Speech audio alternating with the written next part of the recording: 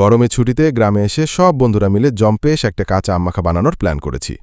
আমের খোসা ছাড়িয়ে নিচ্ছি, তারপর স্লাইস করে কেটে নেব। সাথে থাকবে কাসুন্দি, নুন, লঙ্কা আর একটু সর্ষের তেল। ভাবলেই জিভে জল আসছে। সব উপকরণ মেশানোর পালা। আমের সাথে মিশিয়ে নিচ্ছি কাসুন্দি, নুন, লঙ্কা আর সর্ষে তেল। এই কাঁচা আম মাখামাখির পর্বটা যেন একটা উৎসবে পরিণত হয়েছে। সবাই মিলে হাত লাগিয়েছি, আর একসাথে কাজ করার সে আনন্দটাই আলাদা। মাখানো একদম তৈরি।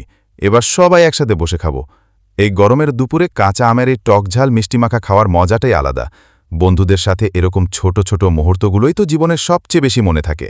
সবাই মিলে হাত দিয়ে ভালো করে মেখে নিচ্ছি, যাতে সব ফ্লেভার ঠিকঠাক মতো মিশে যায়। এই মুহূর্তটা খুবই মজার, আর গন্ধটা তো অসাধারণ। এই রেসিপিটা শুধু খাবারের মজা বাড়ায়, বরং বন্ধুদের সাথে কাটানো এই মুহূর্তগুলো স্মৃতি হিসাবে থেকে যায়। প্রকৃতির সতেজ আমের স্বাদ আর বন্ধুদের সাথে হাসি ঠাট্টা সব মিলিয়ে একটা অসাধারণ অভিজ্ঞতা। আর অপেক্ষা নয়, কাঁচা আম মাখা তৈরি।